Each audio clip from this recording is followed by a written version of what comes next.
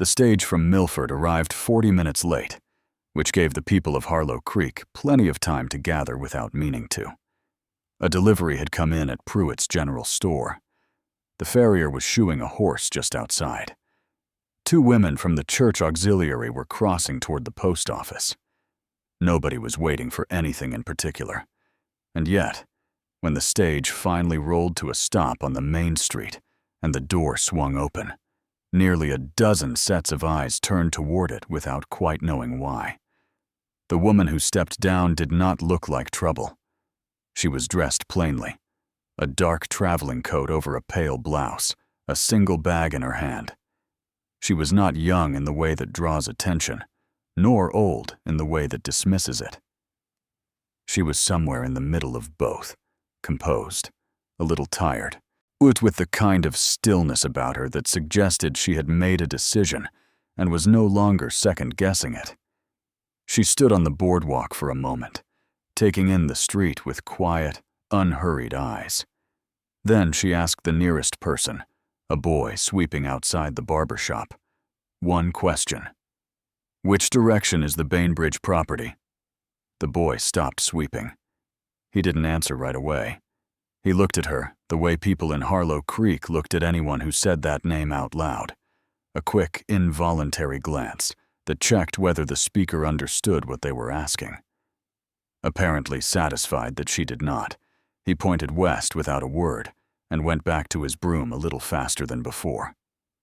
Georgina Westland picked up her bag and walked in the direction he pointed. She had written 3 letters before boarding the stage. The first was careful and formal, the kind of letter a woman writes when she is trying to appear less desperate than she is. The second was shorter, more honest. The third, the one that had finally drawn a response, was plain enough to surprise even herself. She had written that she was not looking for romance, that she had no illusions about what a practical arrangement required, and that she was willing to work. She had listed what she could offer and made no attempt to soften it into something more appealing than it was. Denver Bainbridge had written back exactly once. 4 sentences.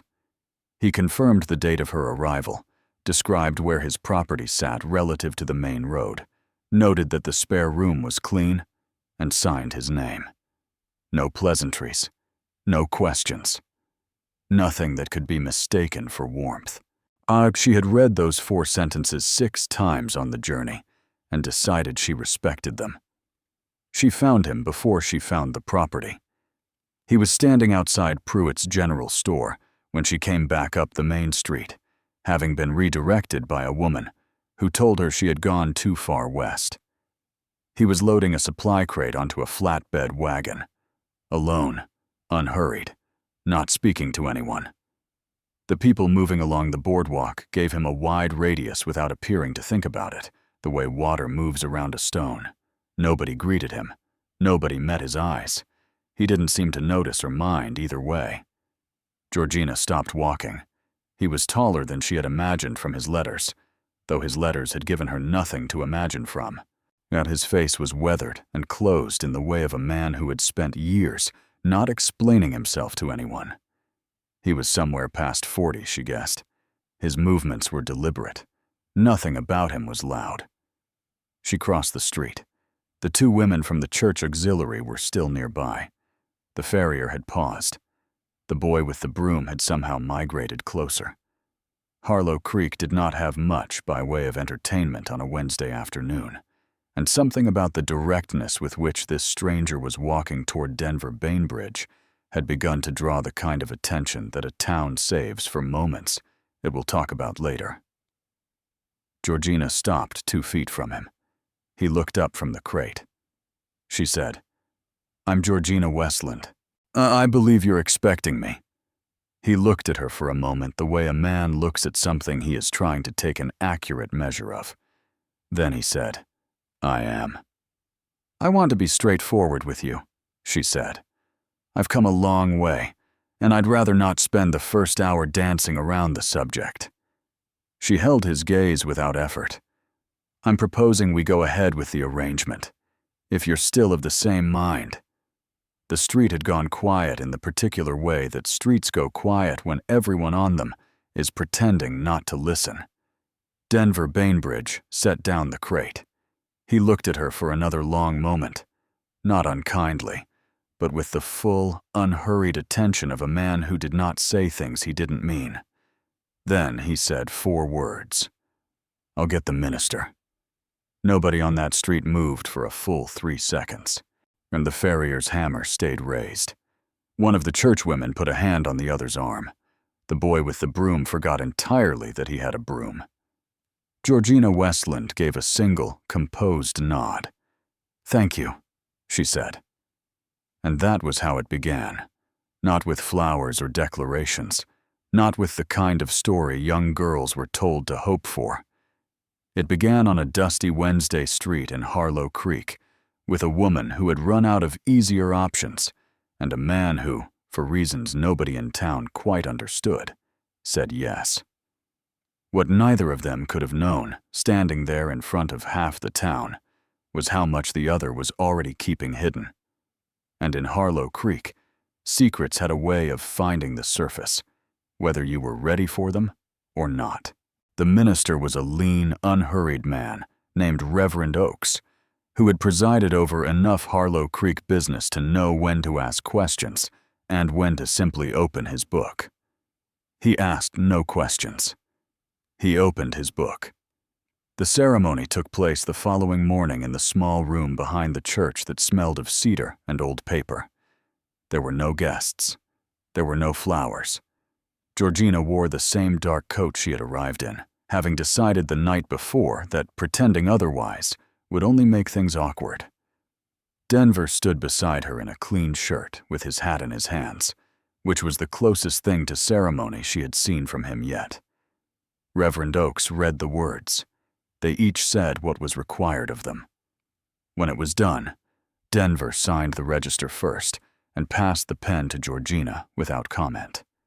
She signed beneath his name and set the pen down. That was that. The Bainbridge property sat 2 miles west of town, on a stretch of land that was neither grand nor neglected. It was the kind of place that had been worked steadily for years by someone who cared more about function than appearance.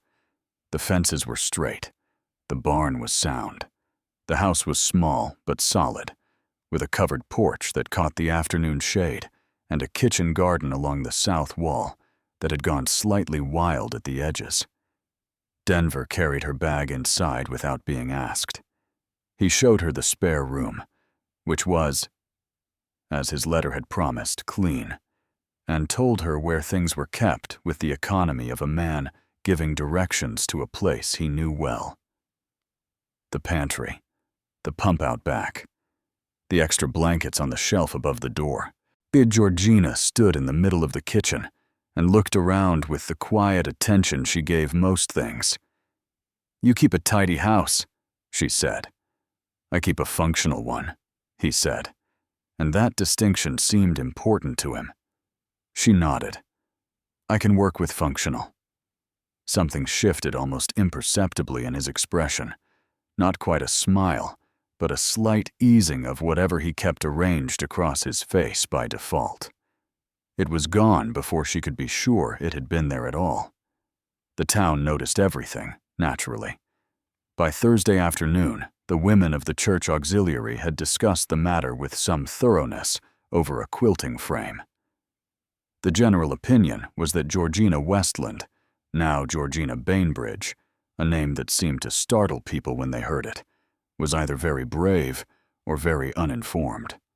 The minority opinion, offered quietly by a woman named Mrs. Pruitt, whose husband ran the general store, was that maybe the two descriptions weren't so different from each other. What the town knew about Denver Bainbridge could be stated plainly. He had come to Harlow Creek 11 years ago with enough money to buy land and enough silence to discourage questions about where either had come from. He worked his property alone. He paid his accounts on time. He was not unkind to people. He simply wasn't accessible to them, and in a town the size of Harlow Creek, those two things were often treated as the same. There had been an incident years back. The details had worn smooth with retelling, the way stones do in a riverbed, until what remained was more feeling than fact. Something about a man who had come looking for Denver, a something that had ended badly enough that nobody who witnessed it wanted to describe it plainly. The man had left Harlow Creek in a condition that discouraged return visits. Denver had gone back to his property the same afternoon and not spoken of it since. That was what the town had. It wasn't much, but it was enough to make people careful. Georgina was not careful by nature. She was precise, which was a different thing entirely. Within the first week, she had reorganized the pantry by frequency of use, repaired the latch on the kitchen garden gate that had been sticking, and identified 3 places along the south fence line where the posts needed resetting before winter. She did not ask permission for any of it. She also did not overstep into spaces that were clearly his, the desk by the front window, at the small room off the barn where he kept his tools, arranged in a particular order she recognized immediately as deliberate. They developed a rhythm without discussing it. She cooked. He handled the heavier property work and did not comment when he noticed she had already assessed most of it. They ate at the same table in the evenings with a conversation that was spare but not uncomfortable. He asked practical questions. She gave practical answers.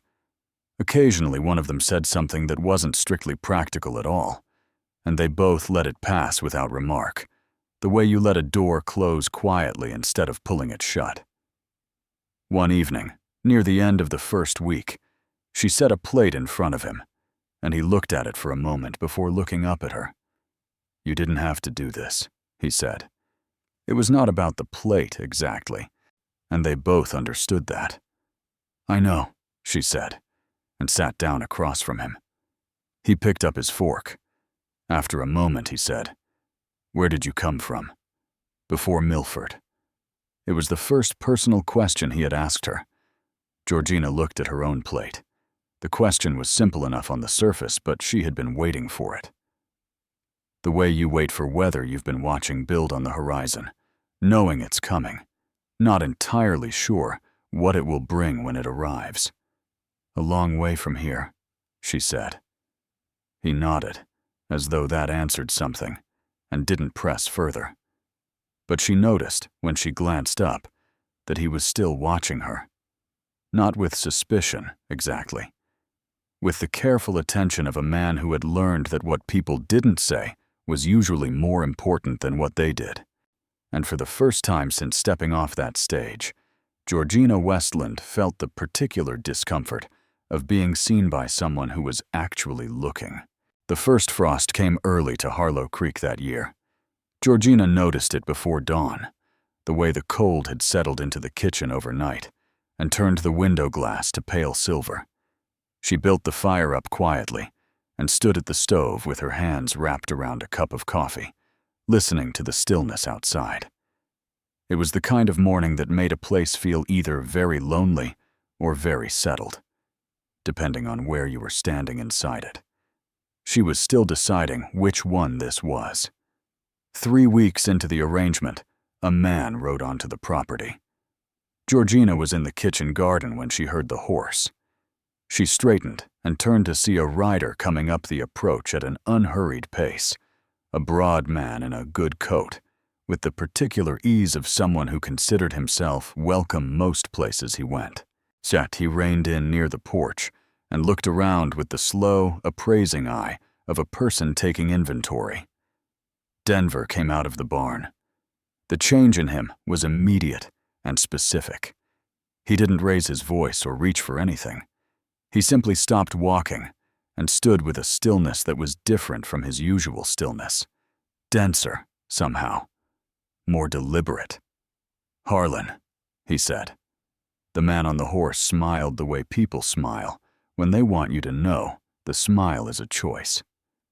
"Denver. Been a while." His eyes moved to Georgina with open curiosity. "Didn't know you'd taken a wife." "Now you do," Denver said. Harlan's smile stayed exactly where it was. Your father would have found that interesting. Something passed across Denver's face so quickly that Georgina almost missed it. She had been watching him long enough by now to know the difference between the stillness he chose and the stillness that was costing him something. You have business here? Denver said. Just passing through, Harlan said, in the tone of a man who had never just passed through anywhere in his life. His eyes moved back to Georgina one more time, slow and deliberate, before he turned his horse and rode back down the approach without another word. Denver stood watching until the rider had cleared the property line. Then he turned and walked back into the barn. Georgina set down her garden tool and followed him. He was standing at his workbench with both hands flat on the surface and his head down, not doing anything in particular. She stopped in the doorway. Who is he? She said. Nobody you need to concern yourself with. He came onto our property, she said. The word settled between them, our, and neither of them addressed it directly. That concerns me. Denver looked up. He studied her for a moment with that careful, measuring attention she had come to recognize. He knew my father, he said finally. They had dealings I wasn't part of, and didn't want to be. When my father died, those dealings didn't die with him. Harlan has been of the opinion for some years that certain things passed to me, along with the land. Did they? No, he said. It was the flattest, most certain word she had heard him say. She held his gaze. Is he dangerous? Denver was quiet for a moment. He's the kind of man who lets other people be dangerous on his behalf, he said. Well, which is its own answer. Georgina stood with that for a moment. Outside, a wind had come up and was moving through the grass with a dry paper sound. Then we deal with it, she said. He looked at her as though she had said something in a language he recognized, but hadn't expected to hear here. You don't have to be part of this, he said. I'm already part of it, she said. I signed the same register you did. What followed over the next weeks was not dramatic in the way that stories sometimes require things to be dramatic. There were no confrontations in the street, no shots fired, no moments that the town of Harlow Creek could point to later as the turning point. What there was instead was quieter and, in its own way, more significant. Denver began to talk, not all at once. Oh, and not easily. It came the way water comes through dry ground after a long rain, slowly at first, and then with more steadiness. He told her about his father in pieces, on evenings when the fire had burned low and there was nothing left to do but sit. A man who had built the property through arrangements Denver had spent years trying to distance himself from.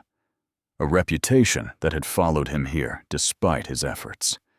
The man he had sent away years ago, not the story the town told, which was rougher and simpler than the truth, but what had actually happened.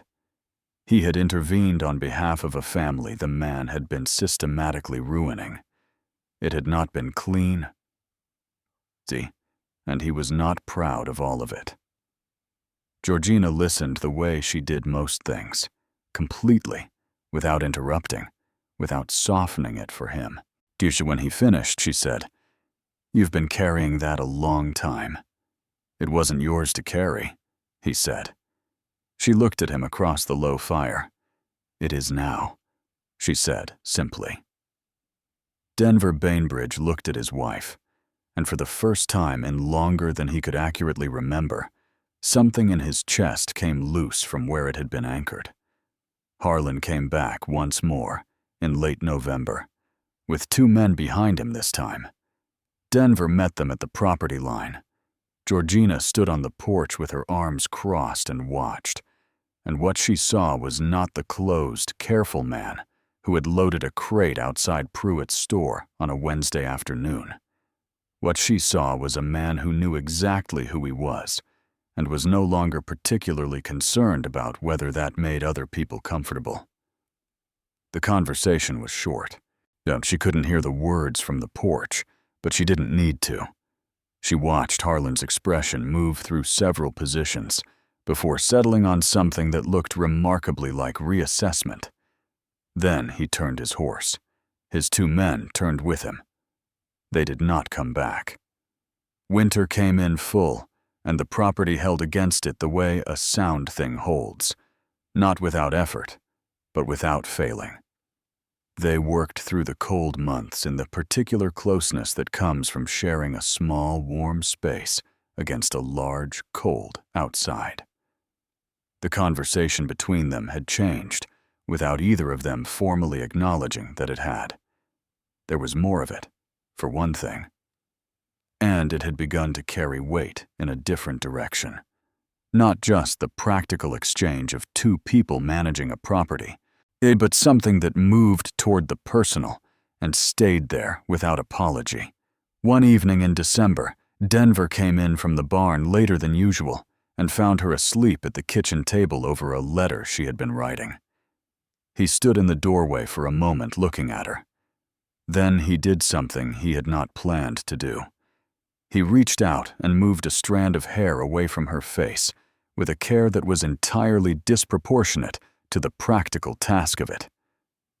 She stirred, looked up at him with the soft, unguarded expression of someone not yet fully awake. "You should be in bed," he said. "So should you," she said. He sat down across from her instead. She didn't go back to her letter. They sat together in the warm kitchen, with the wind working at the eaves outside, and somewhere in the quiet that followed. Yet without announcement or ceremony, the last careful distance between them closed. By spring, Harlow Creek had largely revised its opinion. Not loudly.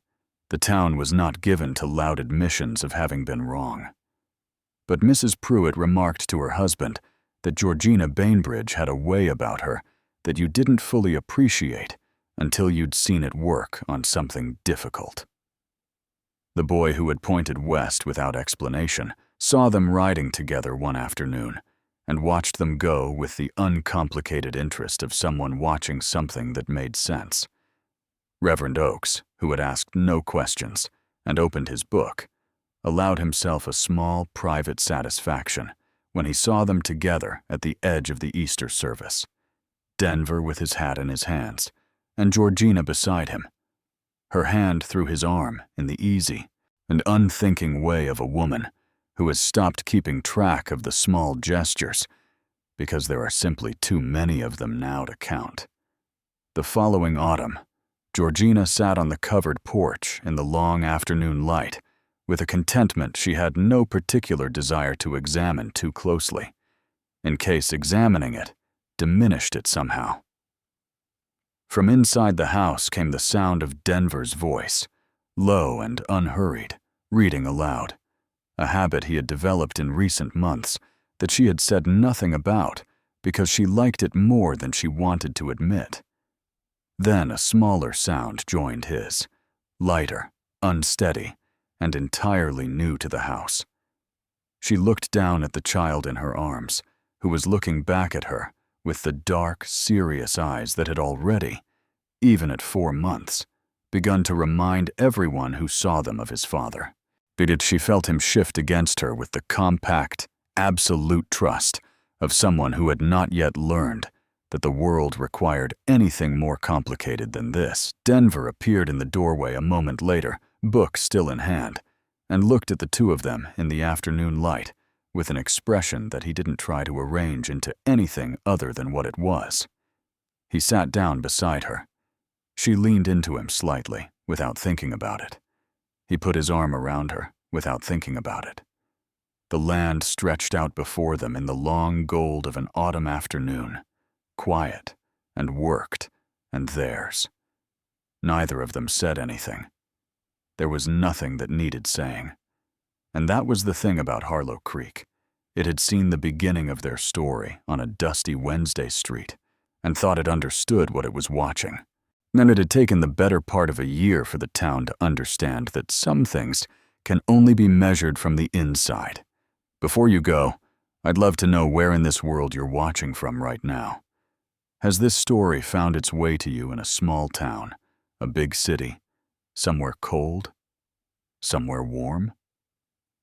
Drop your location in the comments. It means more than you think to know how far a simple story can travel. And if something in Denver and Georgina's story moved you, or if you think there's something I could do differently, tell me that too.